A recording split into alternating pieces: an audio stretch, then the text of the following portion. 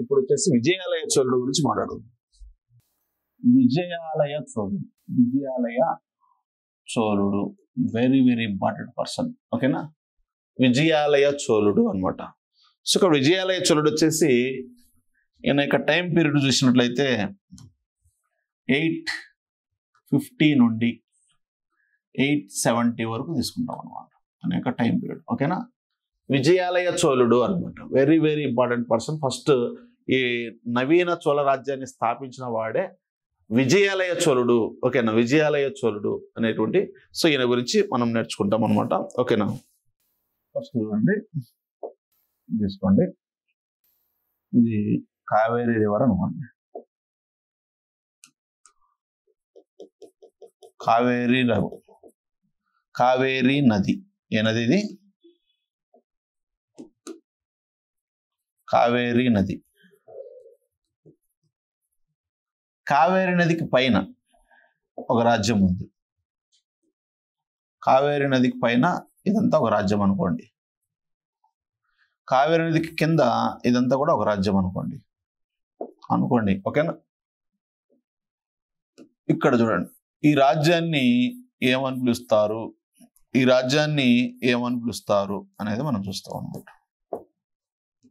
So ఈ రాజ్యం యొక్క రాజధాని ఏంటి అంటే మనకు ఈ రాజ్యం యొక్క రాజధాని ఒకటి ఉంటుంది.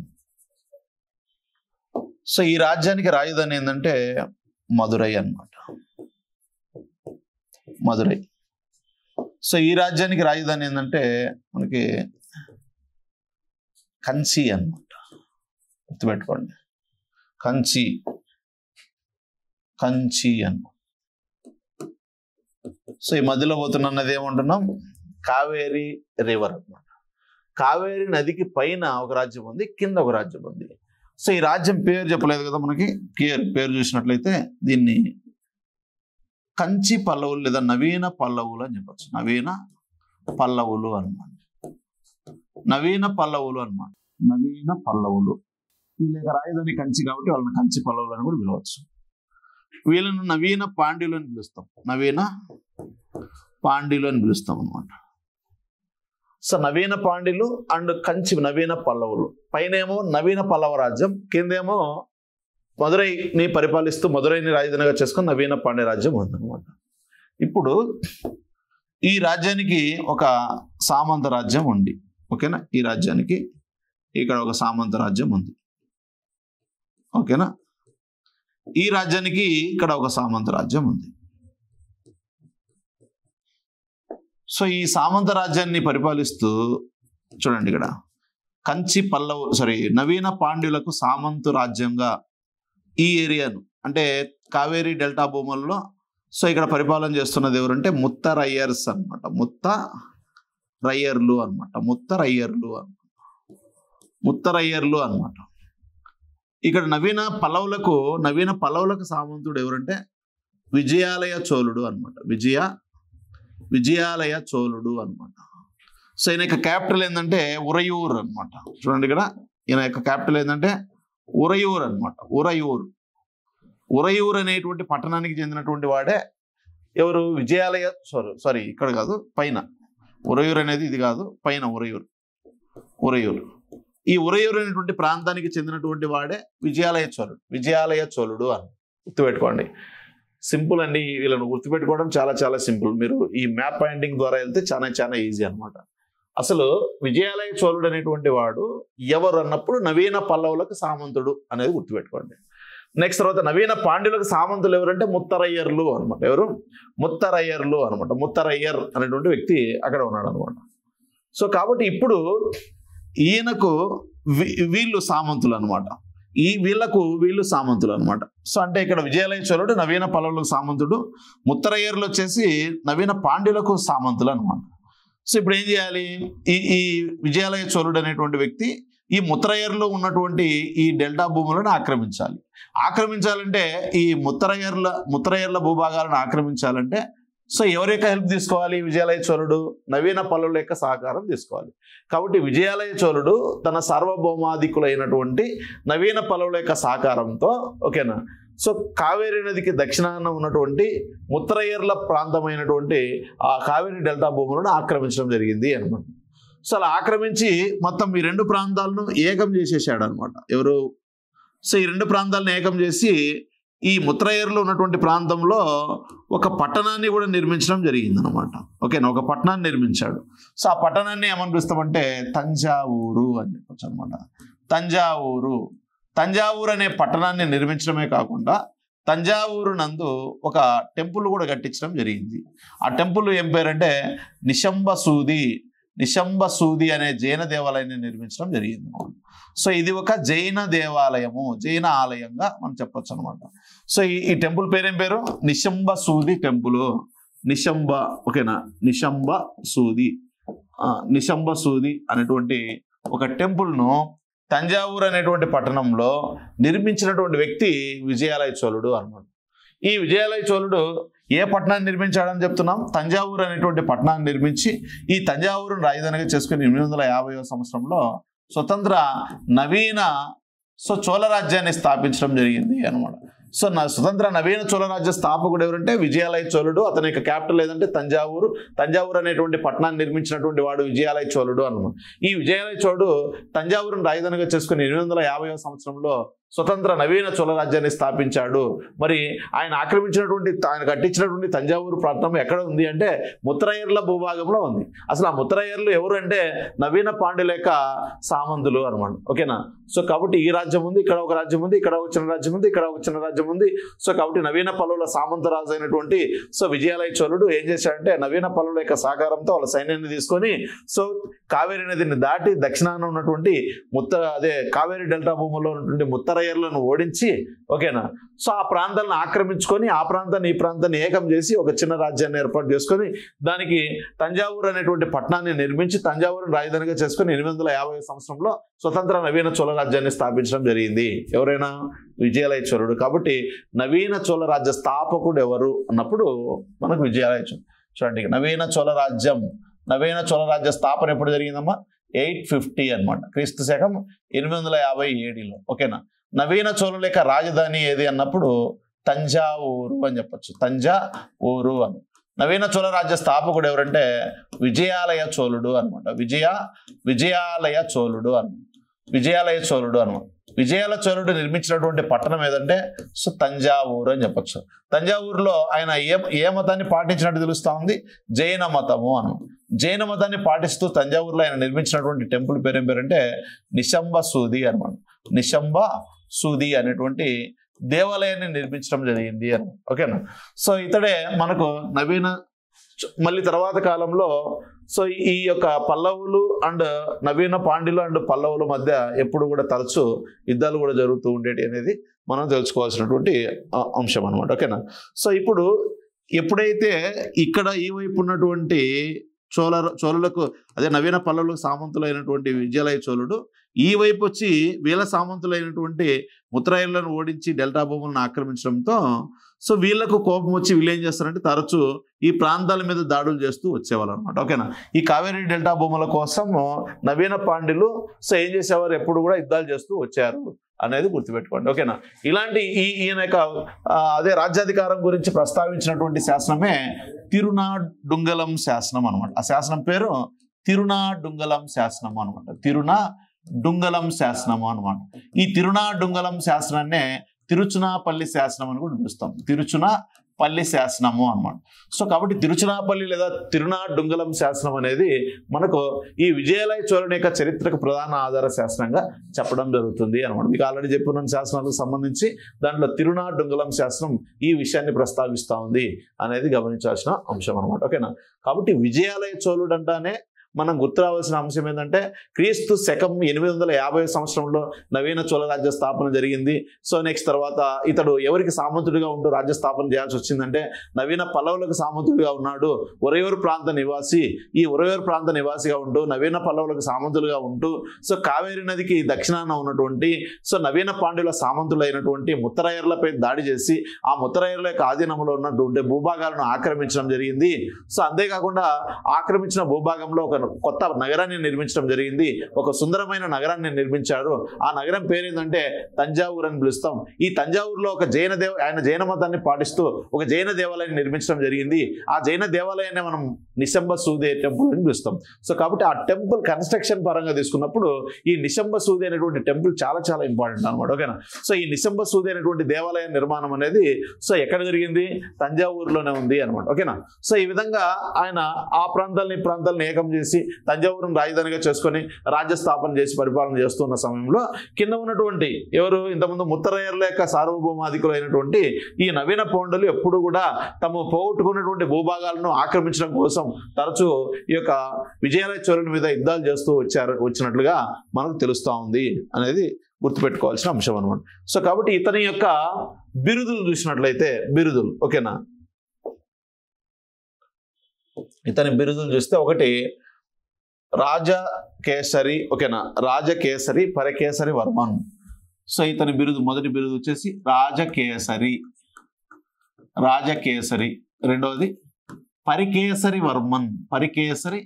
వర్మన్, గుర్తుపెట్టుకోండి, రాజకేసరి పరికేసరి వర్మన్. సో ఫస్ట్ రాజు బిరుదులు ఏంటంటే రాజకేసరి పరికేసరి వర్మన్. టైటిల్స్ కూడా చాలా చాలా ఇంపార్టెంట్ అండి.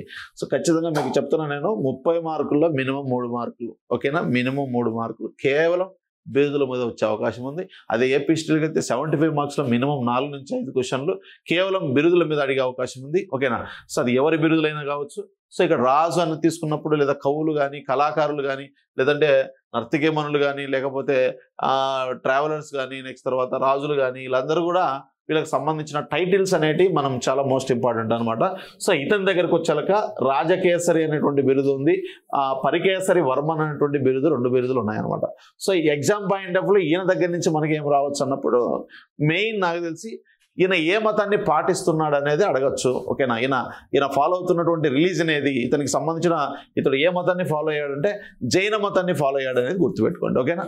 సో నెక్స్ట్ తర్వాత జైన మతాన్ని ఫాలో అయ్యాడు కాబట్టే ఆయన నిశంబ సూదే అనేటువంటి ఒక టెంపుల్, జైన టెంపుల్ను తంజావూరు కట్టించడం జరిగింది.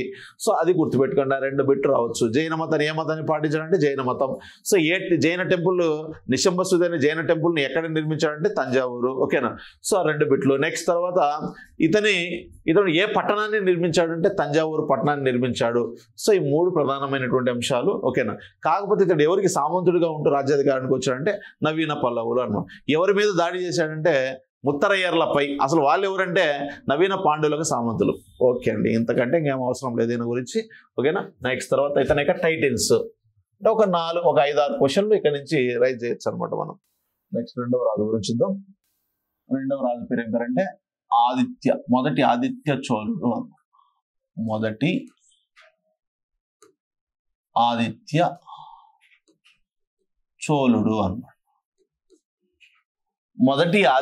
చోళుడు అన్నమాట. సో మొదటి ఆదిత్య చోళుడు తీసుకున్నప్పుడు టైం పీరియడ్ చూస్తే మనకి ఎంత వస్తుంది అంటే 870 నుంచి 907 అన్నమాట. ఈ మధ్య కాలాన్ని మనము మొదటి ఆదిత్య చోళుని యొక్క కాలంగా చెప్తాం అనమాట. సో అదే మొదటి రాజు యొక్క టైం పీరియడ్ ఏం చెప్పుకున్నాం చూడండి, ఇక్కడ 850 to 870 మధ్య కాలం అనమాట. నెక్స్ట్ తర్వాత రెండవ రాజు మొదటి ఆదిత్య చోళుడు, అది ఆదిత్య చోళుడు అంట. ఈయన మొదటివాడు కాబట్టి మొదటి ఆదిత్య చోళుడు అంట. రియల్ నేమ్ వచ్చేసి ఆదిత్య చోళుడే, కానీ ఆయన పెట్టుకున్న పేరు కాదు. నా పేరు మొదటి ఆదిత్య చోళుడు అని ఆయన పేరు పెట్టుకోలేదు. సో మనం పెట్టుకున్నాం, చరిత్రకారులు దాన్ని పెట్టడం జరిగింది. సో పురావస్తు శాఖ వారు కావచ్చు ఇలా. ఓకేనా. సో ఇక్కడ ఆదిత్య చోళుడు ఎప్పటి నుంచి ఎప్పటి వరకు పరిపాలన చేశారు, 870 to 907 అనమాట. అంటే సుమారుగా 37 సంవత్సరాల కాలం పాటు పరిపాలన చేయడం జరిగింది అనమాట. ఎవరు, మొదటి ఆదిత్య చోళుడు అనమాట. మొదటి ఆదిత్య చోళుడు అనేటువంటి వ్యక్తి సో సుమారు 37 సంవత్సరాల కాలం పాటు రాజ్యపాలన చేసిన లేదా రెండవ నవీన చోళరాజు ఎవరంటే మొదటి ఆదిత్య చోళుడు అని చెప్పొచ్చు అనమాట. ఓకేనా. సో మొదటి ఆదిత్య చోళుడు ఏం చెప్పాము ఈయన గురించి సంబంధించి చూసినట్టయితే దీన్ని మనం కావేరీ రివర్ అని పిలుస్తాం. కావేరీ రివర్ కింద మనకి ఒక రాజ్యం ఉంది అంటున్నాం కదా, ఈ పైన ఒక రాజ్యం ఉంది అంటున్నాం. సో దీన్ని ఏమనిపిస్తున్నాం అంటే నవీన పల్లవులు అని పిలుస్తున్నాం. ఓకేనా. నవీన పల్లవులు ఆంధ్రదేశం ఉంది కదా, ఇదంతా కూడా సింపుల్గానే రాసుకోండి, ఇక్కడ సరిపోతుంది. పైన ఏ రాజ్యం ఉందంటే నవీన పల్లవులు అనమాట, నవీన పల్లవ రాజ్యం అనమాట. కింద నవీన పాండ్య రాజ్యం అని చెప్పచ్చు అనమాట. మధ్యలో ఒక రాజ్యం ఉంది. దీన్ని ఏమనిపిస్తామంటే అప్పుడెప్పుడే స్టార్ట్ అవుతున్నటువంటి చోళ రాజ్యం అని చెప్పచ్చు అనమాట. చోళ రాజ్యం, ఇదేమో నవీన చోళ రాజ్యం, నవీన చోళ రాజ్యం. దీని యొక్క రాజధాని, దీని యొక్క రాజధాని వేరు, దీని యొక్క రాజధాని వేరు. నవీన పాండ్య రాజ్యం యొక్క రాజధాని ఏంటంటే మదురై అనమాట, మదురై. ఓకేనా, మదురై, నాట్ మధుర, మదురై.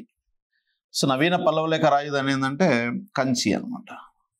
నవీన చోళుల యొక్క రాజధాని ఏంటంటే తంజావూరు అని చెప్పచ్చు అనమాట. తంజావూరు, తంజావూరు.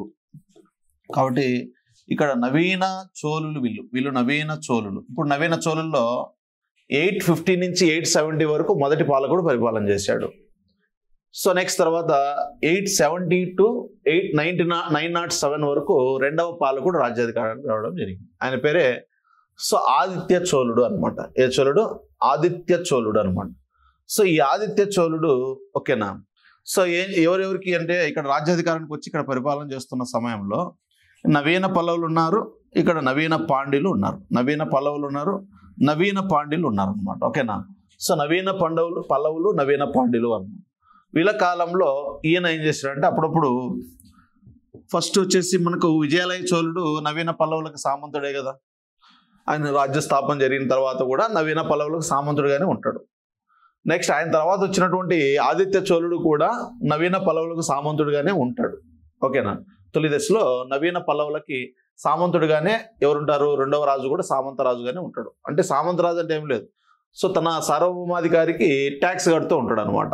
అతని యొక్క ఆధీనంలో ఉంటాడు అనమాట. ఓకేనా. ఈయన సొంత నిర్ణయాలు తీసుకునేటువంటి అధికారం ఇతనికి ఉండదు అనమాట. సో ఆ విధంగా రెండవ రాజు కూడా నవీన పల్లవులకు సామంత రాజుగానే ఉంటాడు అనమాట. ఓకేనా. సో సామంత రాజుగా ఉంటూ ఏం జరుగుతుందంటే, ఓకేనా, సో ఇక్కడేమో చూడండి, ఈడ మనకు పశ్చిమ గాంగులు అన్నమాట. ఇది మహారాష్ట్ర తీసుకోండి. మహారాష్ట్రలో పరిపాలిస్తున్నటువంటి పాలకులను ఏమనిపిస్తామంటే, ఓకేనా, పశ్చిమ గంగులు అని చెప్తాం. నిన్న చెప్పేటప్పుడు చెప్పాను చూడండి, నేను పశ్చిమ గంగులు అనమాట. పశ్చిమ గంగులు. ఈ పశ్చిమ గంగ వంశానికి చెందిన అప్పటి పాలకుడు ఎవరంటే రెండవ పృథ్వీపతి అనమాట. పృథ్వీపతి, రెండవ పృథ్వీపతి అనమాట. సో రెండవ పృథ్వీపతి ఏ రాజ్య పాలకుడు? పశ్చిమ గంగులు. ఇక్కడ మహారాష్ట్ర అంటానే పశ్చిమ గంగులు గుర్తు రావాలి, అదే ఒరిస్సా అంటానే తూర్పు గంగులు గుర్తు రావాలి అనమాట. ఓకేనా. సో నెక్స్ట్ తర్వాత వచ్చేసి ఈ రెండవ పశ్చిమ గంగ వంశానికి చెందినటువంటి రెండవ పృథ్వీపతి. నెక్స్ట్ తర్వాత వచ్చేసి సో ఇంకొకటి ఏంటంటే ఈ సైడ్ తీసుకుంటే దీన్ని మనం చేర రాజ్యం అంటాం. చేర రాజ్యము అనమాట. చేరులు అనమాట, చేరులు. సో చేరులు అనమాట. ఈ రాజ్యాన్ని ఏమనిపిస్తాం? చేర రాజ్యము అనిపిస్తాం. చేర రాజ్యం. ఈ చేర రాజ్యంలో ప్రముఖ రాజు ఎవరంటే స్థాను రవి అనమాట. స్థాను రవి. ఓకేనా. సో స్థాను రవి అనేటువంటి వ్యక్తి చేరరాజుగా చేర రాజ్యాన్ని పరిపాలన చేస్తుంటాడు అనమాట. నెక్స్ట్ తర్వాత పశ్చిమ గంగ వంశానికి చెందినటువంటి రెండవ పృథ్వీపతి అక్కడ పరిపాలన చేస్తుంటాడు. నెక్స్ట్ తర్వాత ఇప్పుడు నవీన పాండ్యులు ఇక్కడ ఉన్నారు అనమాట. ఇక్కడ నవీన పల్లవులు ఉన్నారు. మధ్యలో తంజావూరును పరిపాలిస్తూ అప్పుడే నూతన రాజ్య స్థాపన జరిగింది. రెండవ రాజుగా రాజ్యాధికారానికి వచ్చిన వాడు ఆదిత్య చోళుడు అనమాట. ఆదిత్య చోళుడు అని చెప్పచ్చు అనమాట. ఓకేనా. ఆదిత్య చోళుడు అనమాట. ఈ ఆదిత్య చోళుడు, ఓకేనా, ఈ మొదటి ఆదిత్య చోళుడు అనే వ్యక్తి ఏం చేస్తాడంటే తమ సార్వభౌమాధికార రాజులైనటువంటి నవీన పల్లవులకు వ్యతిరేకంగా తిరుగుబాటు చేస్తాడు అనమాట. ఎవరికి వ్యతిరేకంగా? నవీన పల్లవులకు వ్యతిరేకంగా. సో ఆ విధంగా నవీన చోళులకి ఎవరెవరికి యుద్ధం జరుగుతుంది చూడండి. ఇక్కడ నవీన చోళులకి నవీన పల్లవులకి యుద్ధం జరుగుతుంది. నవీన పల్లవులకి యుద్ధం జరుగుతుంది అనమాట. ఎందుకంటే సో నవీన పల్లవులకు సామంతులుగా ఉన్నారు. ఏది మొదటి రాజు వరకు, రెండవ రాజు యొక్క మొదటి ఆదిత్య చోళుని యొక్క అదే స్టార్టింగ్ స్టేజ్లో కూడా మనకు నవీన పల్లవులకి నవీన చోళుడు సామంతులుగానే ఉన్నారని చెప్పుకోవచ్చు అనమాట. కానీ నవీన పల్లవ వంశంలో చివరి పాలకుడు ఒకడు ఉన్నాడు, ఆయన పేరే అపరాజిత వర్మ అంటాం. ఓకేనా, నవీన పల్లవుల్లో చివరి వాడు ఎవరు? అపరాజిత వర్మ అనమాట. అపరాజిత వర్మ అని చెప్పొచ్చు అనమాట. అపరాజిత వర్మ నవీన చోళుల్లో ఇక్కడ రెండవ రాజుగా ఎవరు వచ్చాడు? మొదటి ఆదిత్య చోళుడు అనమాట. ఆదిత్య చోళుడు, వీళ్ళిద్దరికీ యుద్ధం జరిగింది అనమాట. ఎక్కడంటే తిరుపురంబియన్ అనేటువంటి ప్రాంతం వద్ద. ఎప్పుడంటే 878 క్రీస్తు 878 సంవత్సరంలో తిరుపురంబియన్ అనేటువంటి ప్రాంతం వద్ద నవీన చోళరాజు అయినటువంటి మొదటి ఆదిత్య చోళుడు నవీన పల్లవ రాజు అయినటువంటి నవీన పల్లవలో చివరివాడైనటువంటి అపరాజిత వర్మపై దాడి చేసి ఆ తిరుపురంబియన్ యుద్ధంలో అతన్ని ఓడించి వధించడం జరిగింది అన్నమాట. ఆ విధంగా వధించడమే కాకుండా నవీన పల్లవ రాజ్యంలో వాళ్ళ రాజధాని కంచిని, నెక్స్ట్ తర్వాత తొండై మండలాన్ని, ఓకేనా, కంచిని తన రాజ్యాన్ని కంచితో పాటు ఏ ప్రాంతాలను ఆక్రమించడం జరిగిందంటే మనకి కోయం, ఓకేనా, తంజావూరు, తొండై మండలం, ఓకేనా, తొండై మండలం ఈ పల్లవ రాజ్యంలో ఉన్నటువంటి తొండై మండలాన్ని ఆక్రమించడం జరిగింది. గుర్తుపెట్టుకోండి ఇక్కడ ఏ రాజ్యాన్ని, పైన ఉన్నటువంటి నవీన చోళ రాజ్యంలో ఉన్నటువంటి తొండై మండలాన్ని ఆక్రమించడం జరిగింది. ఇప్పుడు తొండై మండలం అంటే ఎగ్జాక్ట్గా చెప్పాలంటే ప్రజెంట్ మనము శ్రీకాళహస్తి ఉంది కదా, శ్రీకాళహస్తి దగ్గర నుంచి తమిళనాడు సుమారుగా మనకి శ్రీకాళహస్తి, నెక్స్ట్ తర్వాత తిరుపతి, చిత్తూరు, ఓకేనా, తమిళనాడులో కొన్ని భూభాగాలు, ఓకేనా, ఉత్తర తమిళనాడు భూభాగాలు అవన్నీ కలిపితే మనం తొండై మండలం అంటాం. ఈ తొండై మండలం అనేది ఒకప్పుడు పల్లవ రాజ్యంలోనే ఉండేది. ఎప్పుడైతే ఈ యొక్క నవీన చోళరాజు అయినటువంటి మొదటి ఆదిత్య చోళుడు పల్లవ రాజ్యంలో చివరి వాడిన అపరాజిత వర్మతో తిరుపురంబియన్ అనే ప్రాంతం వద్ద, తిరుపురంబియన్ అనమాట, తిరుపురంబియన్ గుర్తుపెట్టుకోండి ఇక్కడ, తిరుపురంబియన్ అనమాట. తిరుపురంబియన్ అనే ప్రాంతం వద్ద 878 సంవత్సరంలో ఒక యుద్ధం జరిగింది. ఓకేనా, ఆ యుద్ధాన్ని మనం తిరుపురంబియన్ యుద్ధం అని పిలుస్తాం. తిరుపురంబియన్ యుద్ధం అనేది ఎవరెవరికి జరిగిందంటే నవీన పల్లవ రాజు అయినటువంటి చివరి రాజు అయినటువంటి అపరాజిత వర్మకి, నెక్స్ట్ తర్వాత నవీన చోళ రాజుల్లో రెండవ వాడైన మొదటి ఆదిత్య చోళుడికి యుద్ధం జరిగింది. ఈ యుద్ధంలో, ఓకేనా, ఈ యుద్ధంలో ఈ ఆదిత్య చోళునికి హెల్ప్ చేసినటువంటి ఇక పశ్చిమ గంగ పాలకుడు ఎవరంటే మనకు రెండవ పృథ్వీపతి అని, చేరరాజు అయినటువంటి స్థానురవులు ఇద్దరు కూడా అతనికి మద్దతు ఇవ్వడం వల్లనే, ఓకేనా, రెండవ ఆ మొదటి ఆదిత్య చోళుడు వాళ్ళిద్దరి యొక్క సహకారంతో అపరాజిత వర్మను ఓడించి నవీన పల్లవ రాజ్యంలో తొండై మండలాన్ని తన ఆధీనంలోకి తెచ్చుకుంటాడు అనమాట. ఏ మండలాన్ని ఆక్రమించాడు? తొండై మండలాన్ని ఆక్రమించడం జరిగింది అనమాట. అంతేకాకుండా ఇతడు ఈ యొక్క మొదటి ఆదిత్య చోళుడు తను ఎక్కడైతే పరిపాలన చేస్తున్నాడో తంజావూరు చుట్టుపక్కల ప్రాంతాల్లో ఆయన సుమారుగా 47 దేవాలయాలను నిర్మించడం జరిగింది. 47 దేవాలయాలు నిర్మించడమే కాకుండా కావేరీ డెల్టా భూముల్లో సుమారు 108 శివాలయాలు నిర్మించడం జరిగింది అనమాట. కాబట్టి 47 కావేరీ డెల్టా భూములు, తంజావూరుకు సమీపంలో 47 దేవాలయాలు నిర్మించినటువంటి చోళరాజు ఎవరంటే మనకు 47 టెంపుల్స్ అనమాట. ఓకేనా, 47 దేవాలయాలు నిర్మించినటువంటి చోళరాజు మొదటి ఆదిత్య చోళుడు.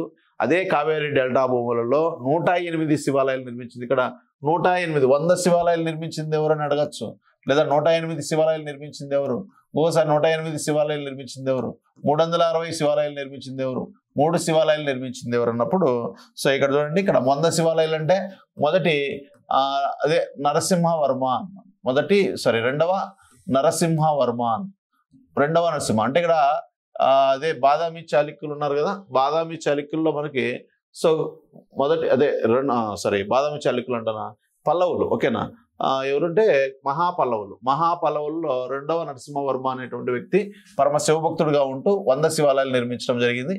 నెక్స్ట్ తర్వాత తూర్పు చాళుక్యుల్లో ఎవరంటే రెండవ విజయాదిత్యుడు అనమాట. రెండవ విజయాదిత్యుడు కూడా అత్యంత శైవ భక్తుడిగా ఉంటూ 108 శివాలయాలు నిర్మించడం జరిగింది. ఇప్పుడు మళ్ళీ 108 శివాలయాలు అంటే ఇక్కడ నవీన చోళ రాజుల్లో ఎవరంటే మొదటి ఆదిత్య చోళుడు అనమాట. ఆదిత్య చోళుడు కూడా 108 శివాలయాలు నిర్మించడం. నెక్స్ట్ తర్వాత వచ్చేసి చాళుక్య భీముడు అనమాట. చాళుక్య భీముడు, తూర్పు చాళుక్య రాజు చాళుక్య భీముడు 360 శివాలయాలు నిర్మించడం జరిగింది. 3 శివాలయాలు నిర్మించింది ఎవరంటే రాజరాజ నరేంద్రుడు అనమాట. ఇలా శివాలయాల నిర్మాణాలు గుర్తుపెట్టుకోండి, ఓకేనా. కాబట్టి రెండవ నరసింహవర్మ 100 శివాలయాలు నిర్మించాడు. రెండవ విజయాదిత్యుడు 108 శివాలయాలు నిర్మించాడు. నెక్స్ట్ తర్వాత మొదటి ఆదిత్య చోళుడు 108 శివాలయాలు నిర్మించాడు. నెక్స్ట్ చాళుక్య భీముడు 360 శివాలయాలు నిర్మించాడు. రాజరాజ నరేంద్రుడు 3 శివాలయాలు నిర్మించడం జరిగింది. అలాగే ఈయన 108 శివాలయాలు కావేరీ డెల్టా భూముల్లో నిర్మించడం జరిగింది. అంతేకాకుండా సుమారుగా తంజావూరు పట్టణానికి సమీపంలోనే 47 దేవాలయాలు నిర్మించినటువంటి ఘనత ఎవరిదంటే మొదటి ఆదిత్య చోళుడు అని చెప్పొచ్చు.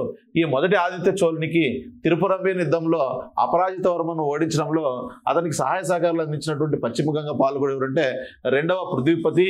అదే చేరరాజు ఎవరంటే స్థాను రవి అని చెప్పొచ్చు అనమాట. స్థాను రవి అనేటువంటి పేరుతో చెప్పవచ్చు అనమాట. ఓకేనా. నెక్స్ట్ తర్వాత దీంతో ఈ తొండై మండలం రాజ్యం, ఇతని యొక్క రాజ్యము ఉత్తరాన శ్రీకాళహస్తి దగ్గర నుంచి స్టార్ట్ అయ్యి సో నెక్స్ట్ తర్వాత దక్షిణాన ఎంతవరకు అంటే కోయంబత్తూరు వరకు. ఓకేనా. సో కోయంబత్తూరు, సేలం అనేటువంటి ప్రాంతం వరకు ఇతని యొక్క రాజ్యం అనేది విస్తరించింది అని చెప్పవచ్చు అనమాట. ఓకేనా. సో అంతేకాకుండా ఈయన ఎక్కడ చనిపోయాడంటే ఫైనల్గా ఇతడు తొండమనాడు, ఓకే, అదే తొండై మండలంలో తొండమ నాడు అనేటువంటి ప్రాంతం వద్ద ఈ ఆదిత్య చోళుడు మరణించడం జరిగింది. సో ఈయన మరణించిన తర్వాత ఈ తొండమనాడు నందు ఈయనకు ఒక ఆలయాన్ని నిర్మించడం జరిగింది. దాన్ని మనం ఆదిత్య స్మృతి ఆలయం.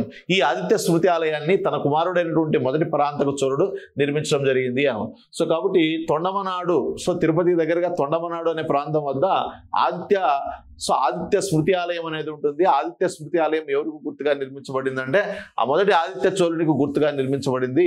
సో అందుకే ఆదిత్య స్మృతి ఆలయాన్ని నిర్మించింది ఎవరంటే అతని కుమారుడు అయినటువంటి నెక్స్ట్ రాబోయేటువంటి మొదటి పరాంతక చోళుడు చేయడం జరిగింది అనమాట. ఓకేనా. సో నెక్స్ట్ ఇతని యొక్క బిరుదు చూసినట్లయితే కోదండ రామ అంటాం. ఇతని యొక్క బిరుదు వచ్చేసి కోదండ రామ అన్నమాట. కోదండ రామ. ఓకేనా. సో అదే నీకు ఇంతకుముందు ఏం బిరుదు చెప్పాము చూడండి, ఇక్కడ రాజకేసరి పరికేసరి వర్మన్, రాజకేసరి పరికేసరి వర్మ అనేటువంటి 2 బిరుదులు విజయాలయ చోళునికి ఉన్నాయి. సో రెండవనికి బిరుదు ఏంటంటే కోదండ రామ అనేటువంటి బిరుదు అనమాట. ఓకేనా. Very very important. Kodanda Rama అన్నమాట. కోదండ రామ అనే బిరుదు కలిగినటువంటి నవీన చోళరాజు ఎవరు అంటాం. ఓకేనా. సో నవీన చోళరాజుల్లో 2వ రాజు ఎవరంటే సో ఆదిత్య చోళుడు, మొదటి ఆదిత్య చోళుడు.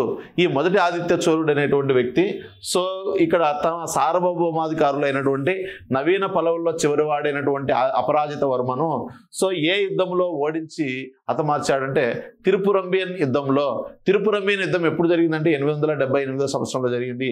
తిరుపురంబియన్ యుద్ధంలో అపరాజిత వర్మను ఓడించి వధించడంలో లేదంటే ఈ ఆదిత్య చోళుని యొక్క విజయంలో కీలక పాత్ర వహించిన లేదా సహాయ సహకారాలు అందించినటువంటి పశ్చిమ గంగ పాలకుడు ఎవరు అన్నప్పుడు రెండవ పృథ్వీపతి అని.